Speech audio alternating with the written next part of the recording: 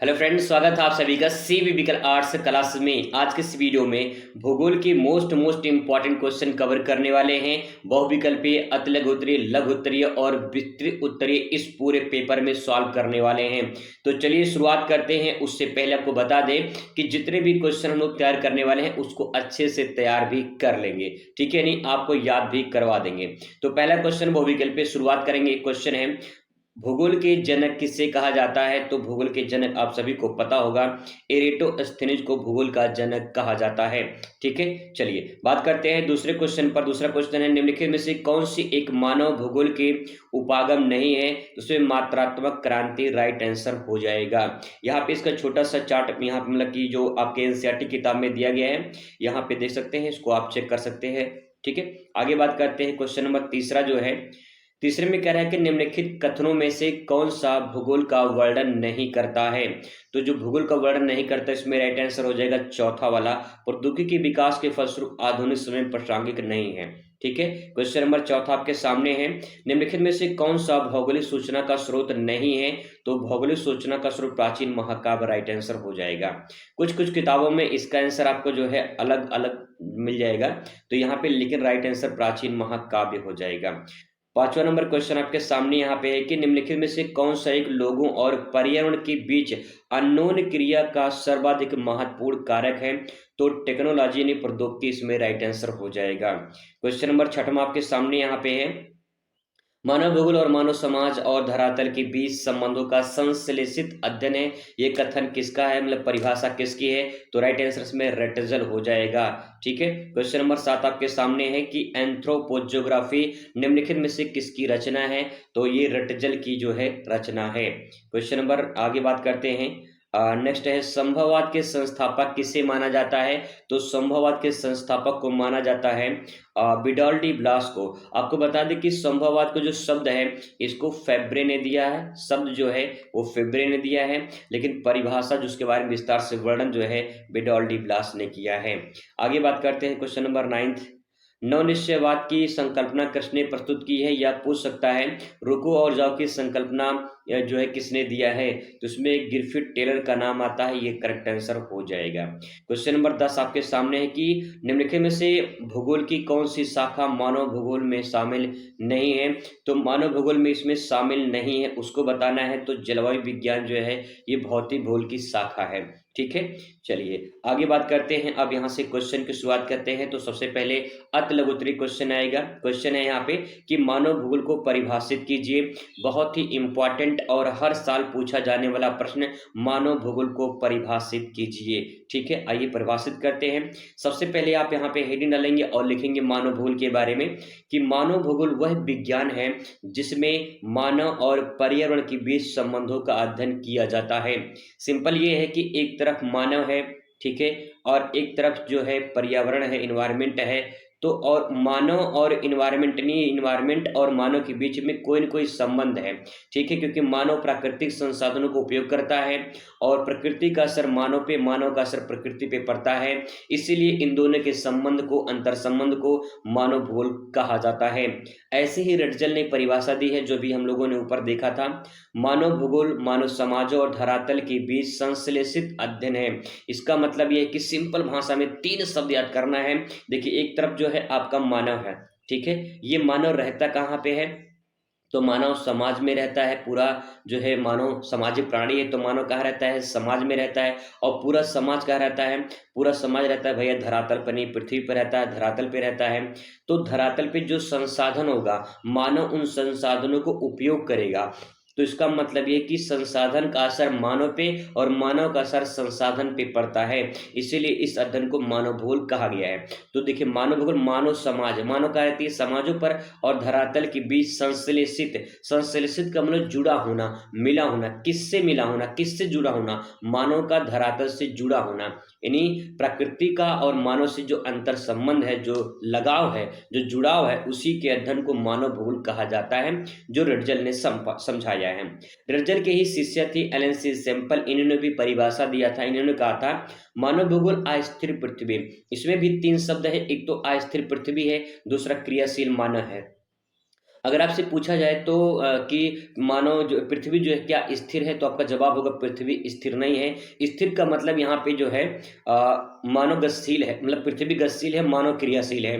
पृथ्वी अस्थिर का मतलब ये है कि पृथ्वी में कुछ न कुछ परिवर्तन होते रहते हैं, जैसे जो है ज्वालामुखी का फूटना, भूकंप का आना, और जो है बहुत सारी और प्राकृतिक क्रियाएं होती हैं जिससे पृथ्वी पर मतलब कुछ न कुछ प्रक्रियाएं होती रहती हैं, और मानव न कुछ काम करता रहता है।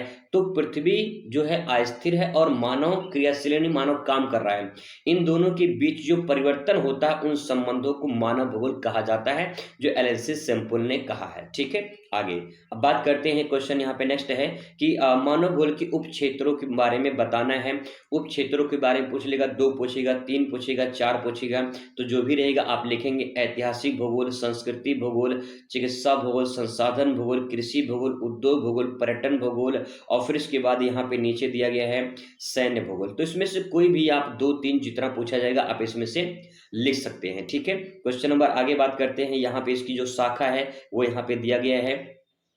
अगर आपसे उप क्षेत्र या उसकी विशेष क्षेत्र या शाखा पूछता है तो देखिए सामाजिक भूगोल के अंतर्गत जो है व्यवहारवादी, सामाजिक कल्याण भूगोल, अवकाश भूगोल, संस्कृति भूगोल, लिंग भूगोल, ऐतिहासिक भूगोल, चिकित्सा भूगोल, ये उप क्षेत्र के अंतर्गत आता है और ये क्षेत्र के अंतर्गत आता है, यानी विषय क्षेत्र हो जाएगा। ठीक है, ये विषय क्षेत्र हो जाएगा और ये उप क्षेत्र हो जाएगा। अगर बात करें शाखा पूछता है तो ये शाखा में आएगा और ये जो है उप शाखा में आएगा। तो दोनों प्रकार से पूछ सकता है, आप उसके बारे में लिख सकते हैं। ठीक है, इस प्रकार से आगे बात करते हैं। क्वेश्चन नंबर नेक्स्ट आपके सामने यहाँ पे है। क्वेश्चन है कि संभववाद से आप क्या समझते हैं, अथवा प्रकृति जो है, प्रकृति का मानवीकरण से आप क्या समझते हैं। दोनों तरीके से जो है सवाल पूछा जा सकता है, चाहे पूछे संभववाद क्या है या पूछे कि जो है प्रकृति का मानवीकरण क्या होता है। ठीक है, तो आइए इस परिभाषा को समझने की कोशिश करते हैं। पहले हेडिंग डालेंगे संभववाद और उसके बारे में लिखेंगे संभववाद का अर्थ जिसमें मानव सर्वश्रेष्ठ है। मानव क्या है, सर्वश्रेष्ठ है। संभव देखिए नाम से देखिए कुछ निकालिए अर्थ, यहाँ पे संभव मतलब कि मानव ने कुछ संभव कर दिया है। क्या संभव किया है, जैसे नदी बह रही है तो नदी पर जो है मानव ने बांध बना दिया, बांध बनाकर जो है पानी को डाइवर्ट कर दिया, नहीं पानी को जो है नहर के माध्यम से दूसरी जगह पे उसको निकाल दिया, या फिर जो है वहां पे बांध बना दिया। तो मानव ने कुछ संभव कर दिया है, कुछ करके दिखा दिया है कि प्रकृति सर्वशक्तिमान नहीं है, मानव भी कुछ कर सकता है। ठीक है, तो वही बात यहाँ पे कहा गया कि मानव इसमें सर्वश्रेष्ठ है। अर्थात हम कह सकते हैं कि प्राकृतिक शक्तियों की अपेक्षा मानव शक्तियों की प्रधानता स्वीकार करने वाले जो विचारधारा है उसी को संभववाद कहा जाता है। अर्थात ये कहना चाह रहे हैं इसमें कि प्रकृति जो प्राकृतिक शक्तियां हैं, जैसे कि नदी बह रही है वो प्राकृतिक रूप से बह रही है, नदी हवा चल रही है, सूर्य उदय हो रहा है, अस्त हो रहा है, ये पूरा प्राकृतिक रूप से हो रहा है। इसका मतलब है कि इसमें प्राकृतिक शक्तियों को अपेक्षा की गई है, इसको दरकिनार कर दिया गया है। इसमें जो सर्वशक्तिमान है वो कौन है, मानव शक्तियां। मानव बहुत कुछ कर सकता है, तो मानव शक्ति की प्रधानता बताई गई है, और जो प्रधानता है उसी को संभववाद कहा जाता है। कुछ ऐसी विचारधारा के लोग हैं जो मानते हैं कि मानव सर्वशक्तिमान है, मानव बहुत कुछ कर सकता है। ठीक है, ऐसे कौन से लोग हैं जो मानते हैं, तो यहाँ पे देखिए ऐसे लोग हैं, यहाँ पे विडाल डी ब्लास, फेब्रे, ऐसे कुछ लोग हैं जो मानते हैं कि मानव सर्वशक्तिमान है। इस विचारधारा के अनुसार मानव कल्याण एवं स्वयं अपने के द्वारा मतलब स्वयं के द्वारा कार्यों के द्वारा करता है, यानी जो मानव कल्याण है वो अपने कर्मों के द्वारा, अपने कार्यों के द्वारा करता है। जैसा वो काम करेगा वैसा उसका कल्याण होगा। ठीक है, इसके संस्थापक फ्रांसीसी भूगोलवेत्ता विडाल डी ब्लास हैं, और जो शब्द है यानी संभववाद का जो शब्द है वो फेब्रे ने दिया था। इस प्रकार से आप इसे लिख सकते हैं। आगे बात करते हैं, ये भी क्वेश्चन इंपॉर्टेंट है, पूछ सकता है कि निश्चयवाद या नियतिवाद से आप क्या समझते हैं। निश्चयवाद या नियतिवाद, या फिर या फिर जो है पर्यावरण निश्चयवाद पूछ सकता है, या फिर पूछ लेगा कि मानव का प्राकृतिकरण से आप क्या समझते हैं।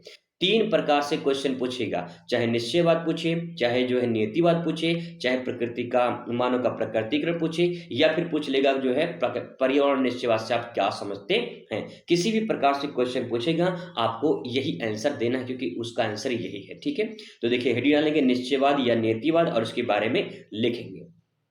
निश्चयवाद या पर्यावरण निश्चयवाद या नियतिवाद विचारधारा को जर्मन विद्वान अल्फ्रेड रटजल ने दिया था। ये अल्फ्रेड नहीं बल्कि फ्रेडरिक है यहाँ पे। ठीक है, फ्रेडरिक रेटजल है। ठीक है, फ्रेडरिक रेटजल ने दिया था इस विचारधारा को।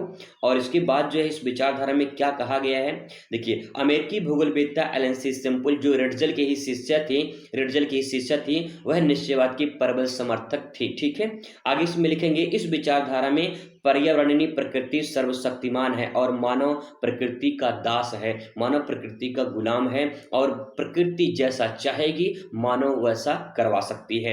अर्थात मानव शक्ति की अपेक्षा प्राकृतिक शक्तियों की प्रधानता स्वीकार करने वाली विचारधारा मानव भूगोल कहलाती है। देखिए, इसमें जो है मानव शक्तियों की अपेक्षा के नहीं, मानव शक्तियों को दरकिनार कर दिया गया है। जो शक्ति है, जो पावर है, वो प्रकृति के पास है, जैसा प्रकृति चाहेगी वैसा कर सकती है। जैसे सूर्य उदय हो रहा है तो सूर्य उदय होकर रहेगा, उसे मानव टाल नहीं सकता है। दिन रात होकर रहेगा, उसे मानव टाल नहीं सकता है, यानी मानव कुछ नहीं कर सकता है।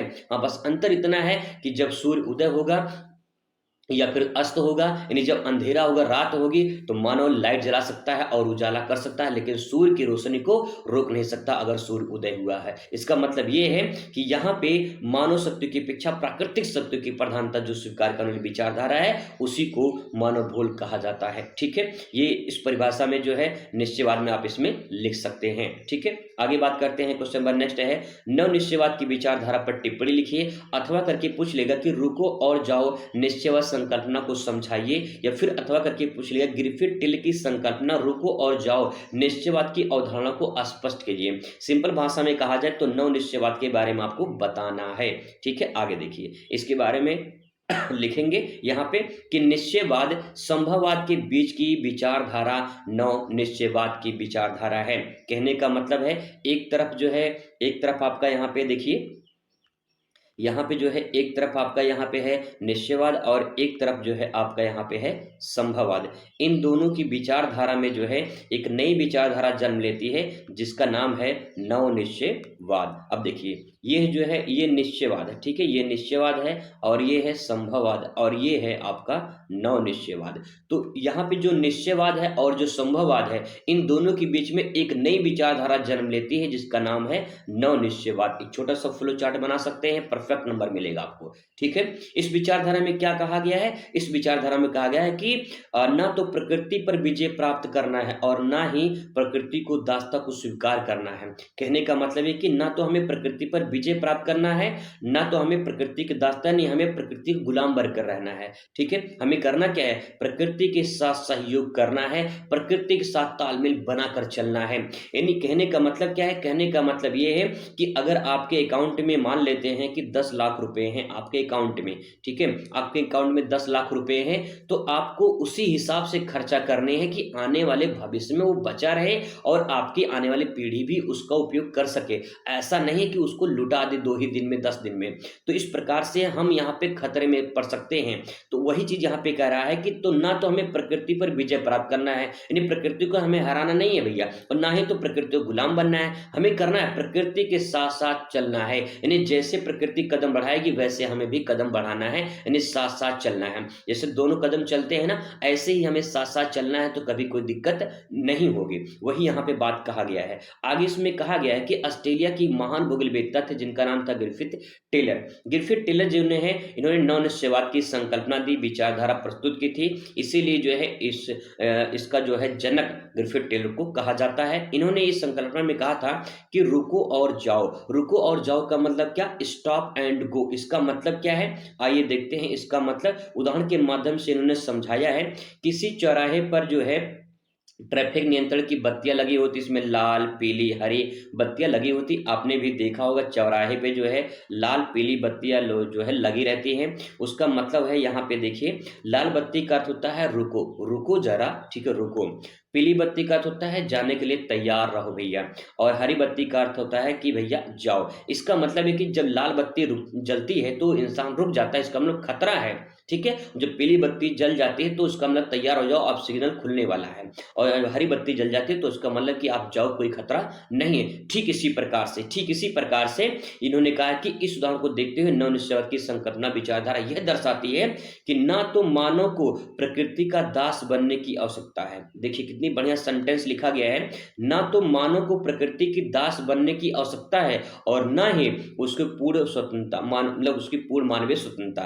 कहने का मतलब ये है कि हमें प्रकृति का दास यानी गुलाम नहीं बनना है और ना ही पूरी तरह से आज़ादी मनाने की, हम ही सब कुछ हैं, हम सर्वशक्तिमान हैं, एटीट्यूड में नहीं रहना है। कि प्रकृति जब जिस दिन कहर बरपाती है तो मानव उसके सामने कुछ नहीं होता। बाढ़, सुनामी, भूकंप, चक्रवात, तूफान, इन सब के सामने जब प्रकृति कहर बरपाती तो मानव कुछ नहीं कर पाता। इसका मतलब ये है कि प्रकृति के साथ हमें तालमेल बिठा के चलना पड़ेगा, प्रकृति के साथ संतुलन बनाकर चलना पड़ेगा। ना तो संभववाद सर्वशक्तिमान है, ना तो निश्चयवाद सर्वशक्तिमान है, ना तो प्रकृति सर्वशक्तिमान है, ना तो मानव सर्वशक्तिमान है। हमें दोनों का तालमेल बिठा के चलना है। यही पूरी प्रक्रिया नव निश्चयवाद कहलाती है। ठीक है। जैसे यहाँ पे लाल बत्ती पीली बत्ती बताया गया है कि जैसे हम रुकते हैं, फिर तैयार हो जाते हैं, फिर जाते हैं। इसका मतलब है कि पहले प्रकृति को हमें समझना है, परखना है, देखना है, जांचना है, फिर इसके बाद प्रकृति के साथ तालमेल बिठा के काम करना है। ठीक है। यही पूरी सेंटेंस है, आप इसमें अच्छे से दोस्तों लिख सकते हैं। वेल चलिए बात करते हैं अगले क्वेश्चन पर। भारत में पर्वतीय क्षेत्र विकास कार्यक्रम की विशेषताएं बताइए। भारत में पर्वतीय क्षेत्र विकास कार्यक्रम, ऐसे कुछ कार्यक्रम चलाए जाते हैं जो पर्वतीय क्षेत्रों से संबंधित होते हैं, यानी मैदानी क्षेत्रों में नहीं, पर्वतीय क्षेत्रों में जो है वहां पे कुछ ऐसे कार्यक्रम चलाए जाते हैं जिससे वहां पे विकास हो सके। क्वेश्चन समझिए कितनी गजब तरीके से पूछा गया है कि भारत में पर्वतीय क्षेत्र के विकास कार्यक्रम की विशेषताओं के बारे में बताना है। तो ऐसा कोई कार्यक्रम चलाया जाता है पर्वतीय क्षेत्रों में जिनसे वहां पे क्या हो सके, विकास हो सके। उसी विकास को यहाँ पे जो है उसकी विशेषताओं के बारे में बताना है। ठीक है। तो देखिए भारत में पर्वतीय क्षेत्रों में का विकास करना और वहां के लोगों को जीवन स्तर में बेहतर बनाने की पर्वतीय क्षेत्र विकास कार्यक्रम जो है वो चलाए जाते हैं।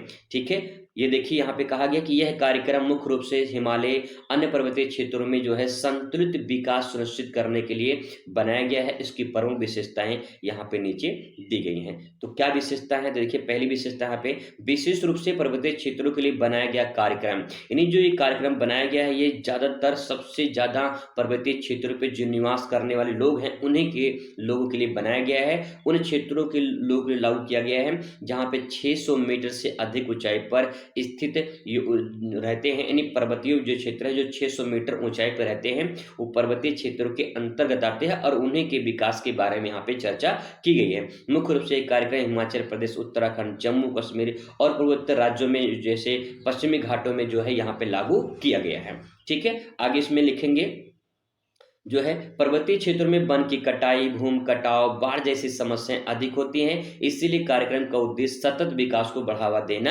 है। ये कार्यक्रम क्यों क्यों चला जाता है, क्योंकि यहाँ पे हम जो है वहाँ पे सतत विकास हो सके। सतत विकास का मतलब ये है कि वहाँ पे जैसे कि मैदानी क्षेत्रों में जो सुविधाएं मिलती हैं वो सुविधा पर्वतीय क्षेत्रों में मिलना चाहिए जिससे वहाँ पे कोई समस्या परेशानी ना हो। वन संरक्षण, जल स्रोतों का प्रबंधन, मिट्टी संरक्षण आदि के बारे में विशेष ध्यान देना चाहिए, इसीलिए जो है इस कार्यक्रम की शुरुआत की गई है। तीसरा पॉइंट लिखेंगे यहाँ पे कृषि क्षेत्रों और जो है कृषि और बागवानी में बढ़ावा देना।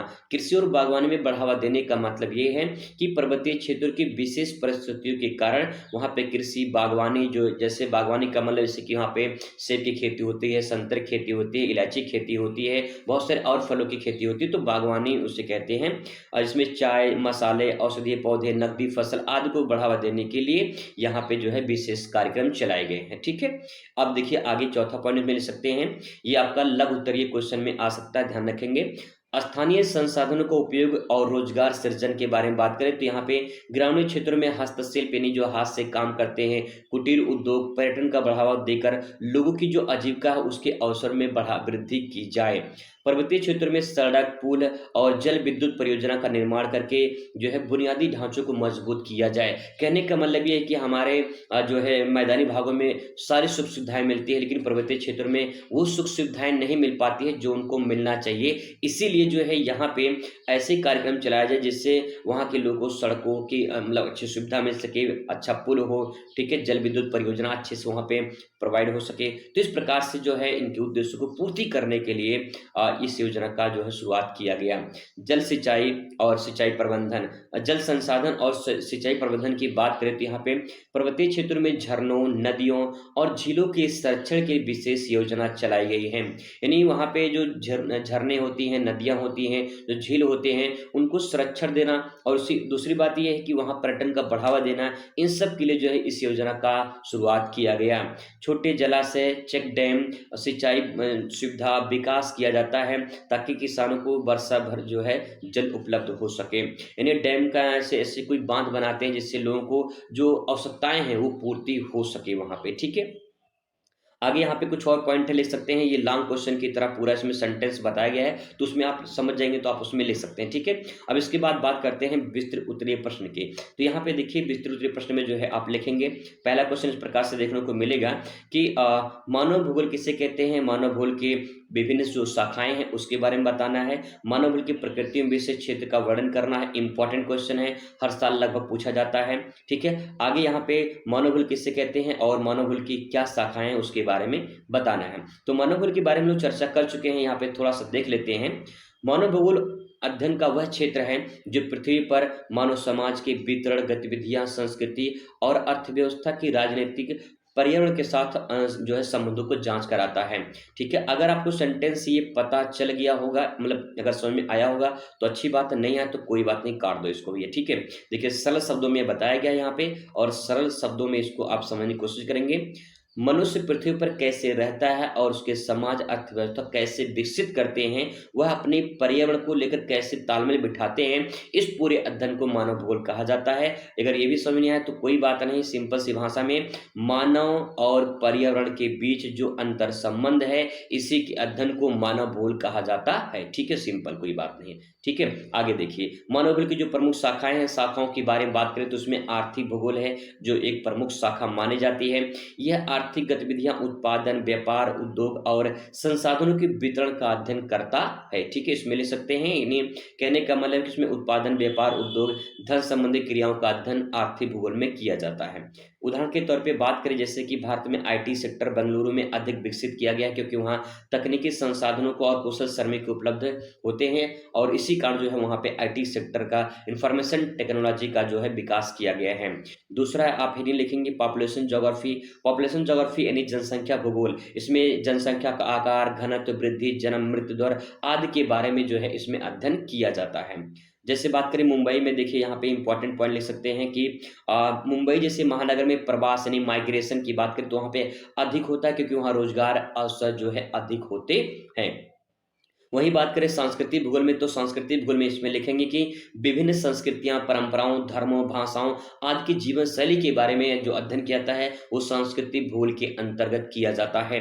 उदाहरण के तौर पे भारत में विभिन्न राज्यों में अलग अलग भाषाएं होती हैं, अलग अलग बोलियां होती हैं, जैसे तमिलनाडु में तमिल, पश्चिम बंगाल में बंगाली और ऐसे बहुत सारी भाषाएं भारत में बोली जाती हैं। इन सब के बारे में अध्ययन करना, उनके धर्मों के बारे में अध्ययन करना, उनके संस्कृति के बारे में अध्ययन करना, ये सब पूरी प्रक्रिया हम सांस्कृतिक भूगोल के अंतर्गत करते हैं। ठीक है, आगे इसमें लिखेंगे राजनीति भूगोल, पॉलिटिकल ज्योग्राफी। इसमें लिखेंगे हमारे देश की सीमाएं, अंतर्राष्ट्रीय संबंध, संसाधनों पर नियंत्रण, राजनीतिक ढांचों का अध्ययन किया जाता है। कहने का मतलब ये कि इसमें जो राजनीतिक संबंधी जो क्रियाएं होती हैं वो राजनीतिक भूगोल में अध्ययन किया जाता है। ठीक है, 5वां नंबर यहाँ पे देखेंगे भारत पाकिस्तान के बीच कश्मीर विवाद की राजनीतिक मुद्दा है तो इसके बारे में अध्ययन करना राजनीतिक भूगोल के अंतर्गत किया जाता है।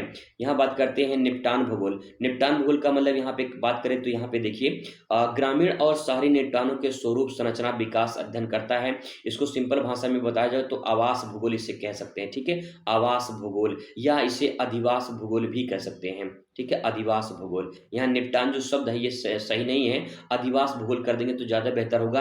अधिवास का मतलब जो ग्रामीण और नगरीय शहर हैं, नगरीय क्षेत्र हैं, उनमें ग्रामीण और नगरीय क्षेत्र में कैसे लोग रहते हैं, उनका जो है आवास कैसे होता है, वहाँ पे क्या क्या चीजें होती हैं, इन सब के बारे में अध्ययन करना आवास भूगोल। यानी सेटलमेंट बात करें वही आवास भूगोल, अधिवास भूगोल होता है। ठीक है, बात करते हैं पर्यावरण भूगोल की तो इसमें लिखेंगे यह पर्यावरण मुद्दा, प्रदूषण, जलवायु परिवर्तन, सतत विकास, विकास आदि के बारे में अध्ययन करता है। गंगा नदी में प्रदूषण जो बढ़ रहा है उसकी साफ सफाई, नमामि गंगे योजना और संबंधित प्रक्रियाएं जो है इसकी इसकी जो अंतर्गत की जाती हैं। ठीक है, क्वेश्चन अगला पॉइंट है मानसिक भूगोल। मानसिक भूगोल का मतलब ये है कि यहाँ इस बात को समझना होता है कि लोग अपने परिवेश के बारे में कैसे सोचते हैं, कैसे निर्णय लेते हैं, यानी जो हमारा वातावरण है उसके बारे में क्या सोचते हैं और किस प्रकार से उसका संरक्षण करते हैं, ये मानसिक भूगोल के अंतर्गत आता है। ठीक है, किसी व्यक्ति को किसी स्थान में रहने के लिए चुनना उसके व्यक्ति का अनुभव और आर्थिक स्थिति पर निर्भर करता है, यानी क्या इंसान सोचता है कि वहाँ की जलवायु कैसी है, वहाँ की मिट्टी कैसी है, वहाँ रहने लायक है या नहीं है, किस प्रकार से वहाँ पे जीवन यापन करना है, वो मानव की सोच पर निर्भर करता है। ठीक है, आगे प्रश्न देखते हैं। अगला प्रश्न आपके सामने है, मानव भूल की प्रकृति में विशेष क्षेत्र का वर्णन करना है। तो क्या होती है मानव भूल की प्रकृति? मानव भूल की प्रकृति का मतलब उसकी विशेषता के बारे में पूछा जा रहा है। जैसे कि मानव भूल का जो है मानव जो है वो केंद्रित अध्ययन है। अध्ययन का मतलब यह अध्ययन मुख्य रूप से मनुष्यों की गतिविधियों और उनके पर्यावरण से संबंधित आधारित होता है, यानी जैसा जहाँ पे इन्वायरमेंट होता है वैसे वहाँ पे मानव जो है अपना जो है रहता है और वहाँ की वातावरण के साथ अपना क्रिया करता है। तो यहाँ पे जो लिखना है वो लिख सकते हैं कि मानव जो हो केंद्र के रूप में अध्ययन किया था, क्योंकि मानव उसका केंद्र होता है और उसके चारों तरफ जो भी घटनाएं होती हैं वो मानव के द्वारा ही जो है की जाती हैं, जो मानव से संबंधित होती हैं। आगे बात करते हैं गतिकीय। गतिकीय का मतलब क्या होता है? ये समय के साथ बदलता रहता है, क्योंकि जलवायु में परिवर्तन होता है और समाज में भी कई सारे परिवर्तन देखने को मिलते हैं, क्योंकि समाज में तकनीकी विकास होता है और तकनीकी विकास के कारण परिवर्तन देखने को मिलता है और परिवर्तन होने का मतलब गतिकीय यानी गति हो रही है। आगे बात करें स्थानिक। स्थानिक का मतलब है कि भौगोलिक वितरण स्थानिक पैटर्न का अध्ययन करता है, यानी कहने का मतलब ये है कि वहाँ पे किस प्रकार से वहाँ का भौगोलिक वितरण है, नहीं वहाँ पे कैसी जलवायु है, कैसी मिट्टी है, कैसी वनस्पतियां हैं, कैसी वहाँ पे इन्वायरमेंट है, इन सब के बारे में जो है अध्ययन करना। तो ये सब कहीं कि मानव से रिलेट करता है। ठीक है, आगे से हम ले सकते हैं बहुविषयक। बहुविषयक मतलब ये होता है कि यह समाजशास्त्र, अर्थशास्त्र, राजनीतिक और पर्यावरण या फिर अन्य विषयों से जुड़ा हुआ है। इतिहास और नागरिक शास्त्र इन सब से जुड़ा हुआ है, क्योंकि कहीं न कहीं मानव उससे संबंधित है और मानव भूगोल से भी संबंधित है। तो इस प्रकार से मानव बहुविषयक रूप में होता है। ठीक है, आगे बात करते हैं यहाँ पे व्यवहारिक। व्यवहारिक का मतलब ये है कि यह सामाजिक और पर्यावरण समस्याओं को समाधान खोजने में मदद करता है, जैसे कि शहरीकरण और प्रदूषण। तो ये भी पॉइंट आप इसमें ले सकते हैं कि मानव जो है कहीं न कहीं उसके व्यवहार पर निर्भर करता है, कैसे प्रकृति के साथ व्यवहार होता है, कैसे समस्याओं का समाधान करता है, ये सब पूरी प्रक्रिया इसके अंतर्गत आप यहाँ पे लिख सकते हैं। अब इसके विशेष क्षेत्र के बारे में बात करें तो विशेष क्षेत्र यहाँ पे मैंने भी आपको बताया है, वही देखिए यहाँ पे ये है विशेष क्षेत्र। ये इसकी जो विशेष क्षेत्र है इसकी शाखा है इसकी विशेष क्षेत्र, तो आप इसमें पॉइंट इसमें आप लिख सकते हैं, इसमें कोई बड़ी बात नहीं है। ठीक है, यही पॉइंट जो आप इसमें लिख सकते हैं। चलिए क्वेश्चन नंबर हम लोग बात करते हैं आगे, जो कि मोस्ट इंपॉर्टेंट क्वेश्चन है ये वाला क्वेश्चन। जनसंख्या वितरण को प्रभावित करने वाले कारकों की विवेचना कीजिए। आखिर जनसंख्या कहीं कम कहीं ज्यादा क्यों पाई जाती है, उसके पीछे क्या रीजन है, ये हमें यहाँ पे समझना है। तो आइए देखते हैं। सबसे पहले यहाँ पे जनसंख्या वितरण को प्रभावित करने वाले कारकों की विवेचना कीजिए। तो पहला पॉइंट है जलवायु। देखिए क्या जलवायु में लिखेंगे, भारत में जनसंख्या के वितरण को प्रभावित करने वाले कारकों में जलवायु सर्वाधिक महत्वपूर्ण कारक है। जिस क्षेत्र में जलवायु सामान्य होती है अर्थात शीतोष्ण होती है वहाँ जनसंख्या घनत्व अधिक होता है। जिन क्षेत्रों में अधिक उष्ण या शीतल जलवायु पाए जाते हैं वहाँ जनसंख्या विरल देखने को मिलती है। अर्थात ये कहना चाह रहा है यहाँ पे कि अगर कहीं बहुत ज़्यादा गर्मी पड़े, भयानक गर्मी पड़े, तो क्या आप रहना वहाँ पसंद करोगे? नहीं, बहुत कम रहना लोग पसंद करेंगे। बहुत ज़्यादा कहीं पे ठंड ज़्यादा पड़ती हो, भयानक ठंडी पड़ती हो, तो क्या आप वहाँ रहना पसंद करोगे? नहीं। ठीक है, जहाँ कहीं थोड़ी गर्मी थोड़ी ठंडी और नहीं, इसका मतलब कि शीतोष्ण कटिबंध जहाँ पाई जाती है वहाँ पे ज़्यादा लोग निवास करना चाहते हैं। तो इसीलिए जहाँ शीतोष्ण होती है वहाँ जनसंख्या घनत्व अधिक होता है। ठीक है, आगे बात करते हैं। नेक्स्ट पॉइंट धरातलीय बनावट। धरातलीय बनावट का मतलब ये है कि यहाँ पे जैसे कहीं मैदान है, कहीं पठार है, कहीं पहाड़ी है, कहीं पर्वत है, तो इस प्रकार से आपको मैदान जो है, इन मैदानों पर जनसंख्या ज़्यादा देखने को मिलती है।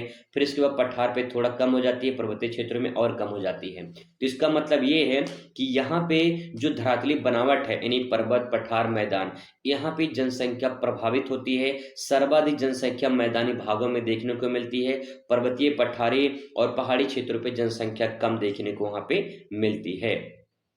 आगे इसमें लिख सकते हैं। इसके बाद जो है नगरीकरण की बात करें तो नगरीकरण में लिखेंगे इसमें, नगरों में मानव के लिए आवश्यक सुविधाएं जो है आसानी से उपलब्ध हो जाती हैं, जिससे वर्तमान समय में ग्रामीण क्षेत्रों में नगर क्षेत्र की ओर प्रवास बढ़ रहा है। गांव से लोग शहर में क्यों जाते हैं? गांव से लोग शहर में इसलिए जाते हैं क्योंकि शहर में जो है वो सारी सुविधाएं मिल जाती हैं जो मानव को गाँव में नहीं मिल पाती हैं। इसीलिए गाँव में जो है गांव से जनसंख्या प्रभावित होती है और शहर में जाके निवास करती है। ठीक है। अगला है औद्योगिकरण। औद्योगिकरण का मतलब ये है कि जनसंख्या वितरण को प्रभावित करने वाला एक मुख्य कार्य ये भी है कि लोग को रोजगार आसानी से उपलब्ध हो जाते हैं। और रोजगार आसानी से कहाँ उपलब्ध होते हैं? जहाँ पे औद्योगिकरण होता है, जहाँ पे कंपनियां वगैरह होती हैं, जहाँ पे उद्योग ज्यादा होते हैं, उन क्षेत्रों में मानव जो है ज्यादा स्थानांतरण होता है। ठीक है, समझ जाएंगे तो अपनी भाषा में आप इसे बना के लिख सकते हैं, कोई बड़ी बात नहीं है। नेक्स्ट है कृषि योग्य भूमि। जिन क्षेत्रों में मानव निवास ज्यादा होता है उन क्षेत्रों में कहीं न कहीं कृषि योग्य भूमि देखने को मिलती है। यही कारण है कि वहां पे यानी मैदानी भागों में ज्यादातर आपको जनसंख्या घनत्व दिखाई दे देगा। यानी कृषि योग्य भूमि जनसंख्या वितरण को प्रभावित करने वाला एक महत्वपूर्ण कारक है। भारत के जिस क्षेत्रों में उपजाऊ मिट्टी पाई जाती है, जैसे गंगा यमुना के मैदानों में, यहाँ जनसंख्या का बसाव अधिक देखने को मिलता है क्योंकि यहाँ जलोढ़ मिट्टी पाई जाती है और जो अधिक उपजाऊ होती है। भारत के विस्तृत मैदानी भागों में जनसंख्या अधिक निवास करती है क्योंकि यहाँ पे उपजाऊ मिट्टी आसानी से उपलब्ध हो जाती है। तो इस प्रकार से आप समझ के आप लिख सकते हैं इसके बारे में। अगला क्वेश्चन यहाँ पे आपके सामने है, मानव भूगोल क्रियाशील मानव अस्थिर पृथ्वी के बीच परिवर्तन से संबंधों का अध्ययन है, इस कथन का परीक्षण कीजिए। कमेंट करके बताइएगा कि ये कथन किसका है। अभी हम लोगों ने ऊपर पढ़ा था तो आप इसे जरूर बताइए कि ये कथन किसका है। और इस कथन को पूरा का पूरा लॉन्ग क्वेश्चन में 6 नंबर में क्वेश्चन पूछा गया है 2024 में, तो ये इंपॉर्टेंट है, इसको समझने की कोशिश करिए कैसे मानव भूगोल को जो है इसमें परिभाषित किया गया है। तो सबसे पहले छोटा सा यहाँ पे परिचय, मानव भूगोल उस विज्ञान को कहते हैं, मानव भूगोल उस विज्ञान कहते हैं जो मनुष्य और उसके पर्यावरण के बीच संबंधों का अध्ययन करता है। यानी सिंपल भाषा में कहा जाए तो मानव भूगोल में मानव और भूगोल यानी प्रकृति के बारे में अध्ययन करना ही मानव भूगोल कहलाता है। ठीक है, आगे इसमें देखिए, मनुष्य पृथ्वी के संसाधनों का उपयोग करता है और उसे अपनी आवश्यकताओं के अनुसार बदलता है, जबकि पृथ्वी पर प्राकृतिक जो है परिवर्तन भी लगातार होते रहते हैं। इसीलिए मानव भूगोल जो है क्रियाशील मानव और अस्थिर पृथ्वी के बीच संबंधों के अध्ययन के रूप में देखा जाता है। अर्थात कहने का मतलब ये है कि यहाँ पे एक एक पॉइंट करके समझेंगे और हेडिंग डालेंगे क्रियाशील मानव।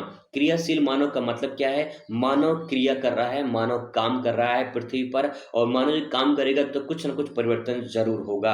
आइए डिटेल में समझने की कोशिश करते हैं। मानव एक सक्रिय जीव है। सक्रिय जीव का मतलब एक्टिव है, यानी कुछ ना कुछ काम करता है, जो अपनी बुद्धि, तकनीकी ज्ञान और संसाधनों को उपयोग करके अपने चारों ओर पर्यावरण को बदलने की क्षमता रखता है। यानी जिन क्षेत्रों में मानव कदम रखता है वहां पे कुछ न कुछ परिवर्तन जरूर देखने को मिलता है। इसका मतलब मानव क्रियाशील है, मानव काम कर रहा है।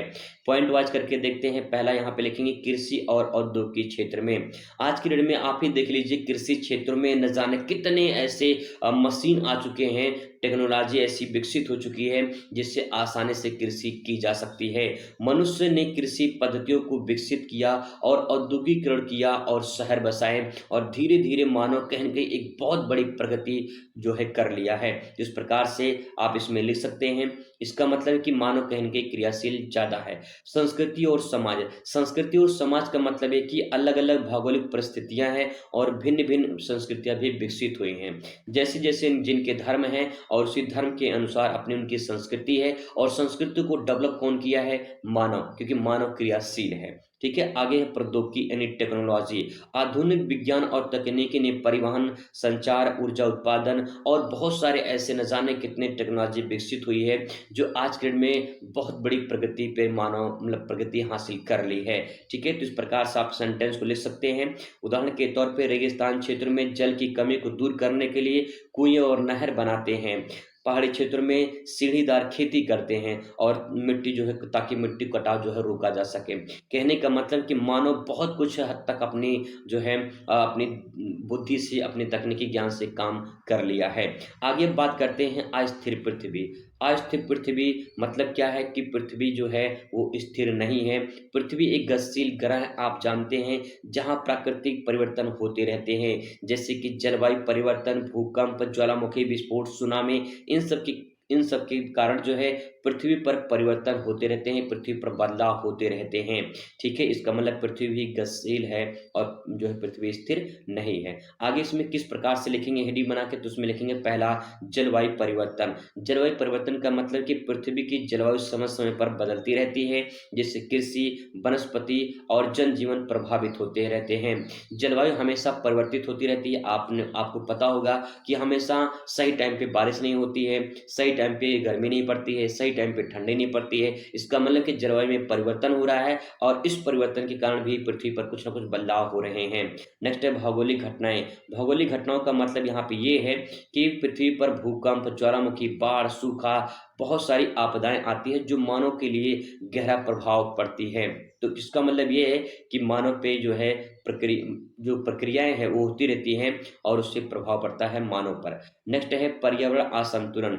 वनों की कटाई, जल प्रदूषण, ग्लोबल वार्मिंग पृथ्वी की प्राकृतिक प्रणाली को जो प्रभावित करती हैं, यानी मानव जो क्रिया करता है उस क्रिया के द्वारा पृथ्वी पर परिवर्तन होते हैं। इसका मतलब पृथ्वी पर कुछ ना कुछ बदलाव होते हैं। उदाहरण के तौर पे 2 पॉइंट इसमें लिख सकते हैं कि इंडोनेशिया, जापान में भूकंप और सुनामी बार-बार आते हैं, जिससे लोग विशेषकर ग्रामीण निर्माण तकनीकी अपनाते हैं और बांग्लादेश में बाढ़ से बचने के लिए लोग अपने घरों को जो है ऊंचे मंचों पर बनाते हैं। इस प्रकार से उदाहरण के तौर पे आप लिख सकते हैं। और फिर लिखेंगे कि मानव और पृथ्वी के बीच परिवर्तन से संबंध क्या होता है। तीसरा पॉइंट इसमें है, तो देखिए परिस्थिति के अनुसार बदलते रहते हैं, यानी जो है समय जो है वो परिस्थिति के अनुसार बदलता रहता है। मनुष्य अपनी आवश्यकताओं को अनुसार पर्यावरण में बदलाव करता है, लेकिन कभी कभी प्राकृतिक आपदाएं इस योजना को असफल कर देती है। जैसे मानव ने क्या किया, नदी है, नदी पर मान लो बांध बना दिया और जिस दिन बांध टूटेगा फिर पूरा बाढ़ आ जाएगा। तो कहने की मानव जो है काम तो करता है, लेकिन प्रकृति भी कहीं न कहीं काम कर रही है, उससे भी जो है प्रभावित होता है। इसके बाद यहाँ पे जो है इसका समायोजन या फिर अनुकूलन लिख सकते हैं। इसमें 2 लाइन, जैसे कि गर्म और शुष्क क्षेत्रों में वातानुकूलित भवनों और सिंचाई की प्रणाली को विकसित करते हैं और ठंडे क्षेत्रों में लोग गर्म कपड़े पहनते हैं और घरों की ऊष्मा संरक्षित बनाते हैं। कहने का मतलब कि प्रकृति जो है, यानी जो प्रकृति के द्वारा जलवायु परिवर्तन होते हैं उसके अनुसार मानव अपने आप को ढालने की कोशिश करता है। नहीं ज़्यादा गर्मी पड़ती है तो मानव जो है वातानुकूलित जो है भवनों को निर्माण करता है, जैसे एसी वगैरह है, फ्रिज वगैरह है, इन सब का निर्माण कर लिया है। और ठंडे क्षेत्र ज़्यादा है तो वहाँ गर्म कपड़े पहनकर इंसान अपने जो है अपने आप को उस प्रकार से ढाल लेता है। ठीक है, तो यहाँ पे हम ये समझेंगे कि मानव और प्रकृति के बीच में कुछ न कुछ अंतर संबंध जरूर है। प्रभाव और चुनौती की बात करें तो औद्योगिकीकरण, शहरीकरण के कारण प्रदूषण और जलवायु में परिवर्तन की समस्या बढ़ रही है। प्राकृतिक आपदाएं से भूकंप, बाढ़, सुनामी, चक्रवात और जो है ये सब प्रभावित हो रहे हैं, मानव की वस्तु को प्रभावित करते हैं। इसमें निष्कर्ष में दोस्तों आप लिख सकते हैं कि जो है मानव भूगोल इस बात का अध्ययन करता है कि मनुष्य और पृथ्वी के बीच परिवर्तनशील संबंध कैसे कार्य करता है। मनुष्य अपने पर्यावरण को नियंत्रित करने की कोशिश करता है, लेकिन पृथ्वी की अस्थिरता नए नए समाधान खोजने से प्रेरित करती है। इसीलिए यह कथन बिल्कुल सही है कि मानव भूगोल क्रियाशील मानव और अस्थिर पृथ्वी के बीच परिवर्तनशील संबंध है। यानी निष्कर्ष में हमें यह बताना है कि एलन सी संपुल ने जो ये परिभाषा दिया है, इसको में कैसे मानव जो भूगोल है कैसे क्रियाशील है और पृथ्वी कैसे अस्थिर है और कैसे परिवर्तनशील संबंध होते हैं, इसके बारे में यहाँ पे बताना है। तो ये कुछ इंपॉर्टेंट क्वेश्चन थे जो आपके पेपर में यहाँ से देखने को मिल सकते हैं। आप इन क्वेश्चन को जरूर तैयार करिए, आपके पेपर में यहाँ से क्वेश्चन जरूर दोस्तों आएगा। मुलाकात करेंगे अगली वीडियो में। Thanks for watching.